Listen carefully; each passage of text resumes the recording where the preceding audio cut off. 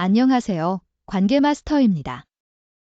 30년간 상담사로 일하면서 정말 다양한 외도 사연들을 접했지만 오늘 말씀드릴 사연은 제가 지금까지 들은 것 중에서도 가장 잔인하고 충격적인 사례였습니다. 임신 중인 아내를 두고 바람을 피운 남편의 이야기입니다. 여러분, 혹시 이런 생각 해보신 적 있으신가요? 아내가 임신했을 때는 남편이 더 보호해주고 사랑해줘야 하는 시기인데 오히려 그 시기에 외도를 저지르는 남편들이 있다는 걸 아십니까? 믿기 어렵겠지만 실제로 이런 일이 벌어지고 있고 저는 그런 피해자를 직접 상담했습니다. 이수진 씨라고 부르겠습니다. 31세로 결혼 4년 차에 첫 아이를 임신한 상태였어요. 임신 7개월 차에 남편의 외도를 발견하고 저를 찾아왔습니다. 상담사님, 제가 지금 배가 이렇게 나온 상태인데 남편이 다른 여자와 바람을 피웠어요. 정말 말도 안 되지 않나요? 제가 뭘 잘못했길래 이런 일을 당해야 하는지 모르겠어요. 수진 씨는 눈물을 흘리면서 이야기했습니다. 임신으로 인한 호르몬 변화와 남편의 배신이라는 이중고를 겪고 있었어요. 수진 씨의 남편은 회사 동료와 4개월째 불륜 관계를 유지하고 있었습니다. 임신 3개월 차부터 시작된 불륜이었어요. 더 충격적인 것은 남편이 외도를 발견당한 후 한 말이었습니다. 임신하고 나서 너는 예전 같지 않아. 몸도 변했고 맨날 피곤하다고만 하고. 남자도 사람인데 어떻게 해? 여러분, 이런 말 어떻게 들리시나요? 30년 상담 경험으로 말씀드리면 임신 중 외도를 저지르는 남편들에게는 공통적인 특징들이 있습니다. 첫 번째 특징, 책임감의 부족입니다. 아이가 생긴다는 것은 인생에서 가장 큰 변화 중 하나입니다.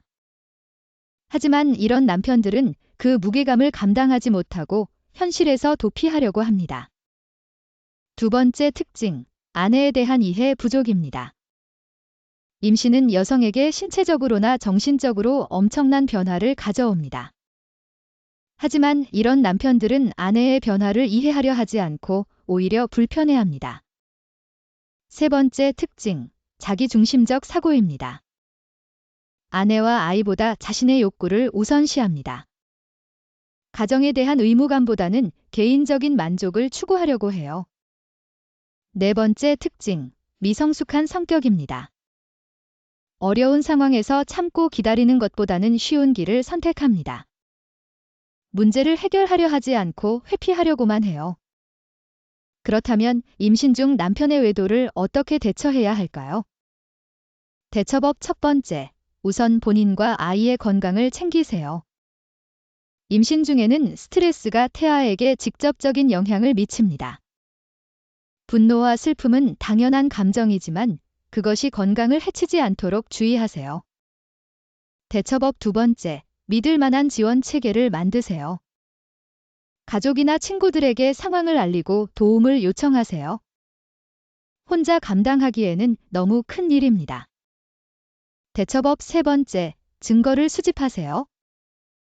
감정적으로만 대응하지 말고 냉정하게 증거를 모으세요. 나중에 법적 대응이 필요할 수도 있습니다. 대처법 네 번째, 전문가의 도움을 받으세요. 상담사와 변호사의 도움을 받아서 앞으로의 방향을 결정하세요. 혼자서 판단하기에는 너무 복잡한 상황입니다. 대처법 다섯 번째, 장기적인 관점에서 생각하세요. 출산 후 육아까지 고려해서 현실적인 계획을 세우세요. 감정적인 결정보다는 아이와 본인의 미래를 생각한 결정이 중요합니다. 수진 씨의 경우는 어떻게 되었을까요? 처음에는 남편과 관계를 회복해 보려고 노력했습니다. 아이 때문이라도 가정을 지켜야 한다고 생각했어요. 하지만 남편은 진심으로 반성하지 않았습니다. 겉으로는 미안하다고 했지만 여전히 아내를 탓하고 자신의 행동을 정당화하려고 했어요. 결국 수진 씨는 출산 후 이혼을 결정했습니다. 쉽지 않은 결정이었지만 아이에게 좋지 않은 환경을 물려주고 싶지 않다고 했어요. 지금은 혼자서 아이를 키우고 있지만 오히려 마음이 편하다고 합니다.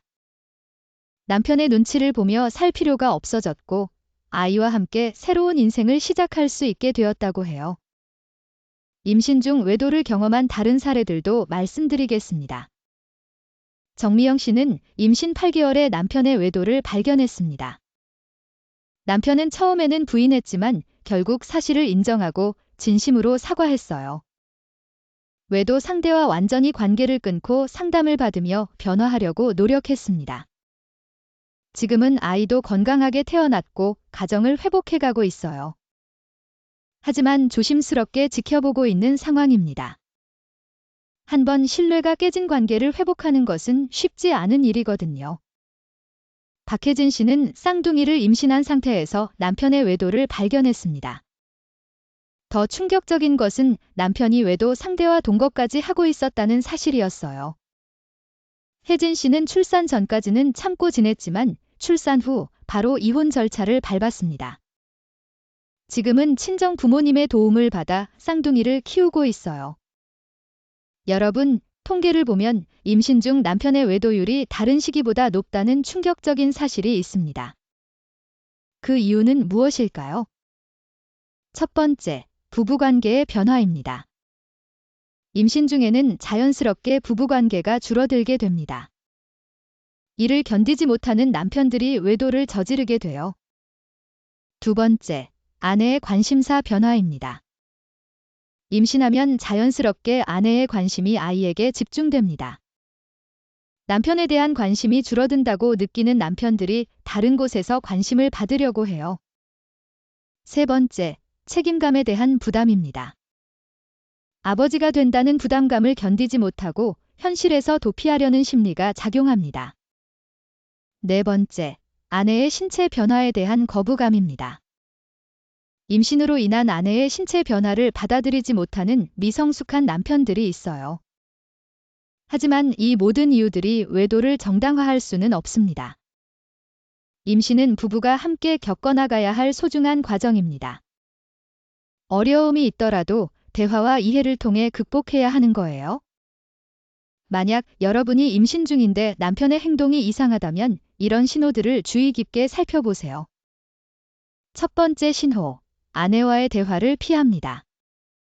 임신에 대한 이야기나 미래에 대한 계획을 말하는 것을 싫어해요. 두 번째 신호, 집에 있는 시간이 줄어듭니다. 회사 일이 바쁘다거나 친구들과의 약속이 많다는 핑계로 집에 늦게 들어와요.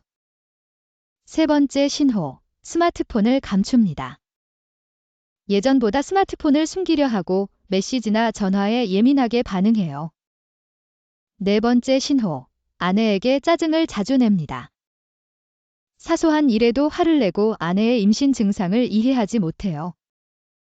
다섯 번째 신호, 외모에 신경을 쓰기 시작합니다. 갑자기 옷차림이나 헤어스타일에 관심을 보이고 운동을 시작하거나 다이어트를 해요. 이런 신호들이 보인다면 대화를 시도해보세요.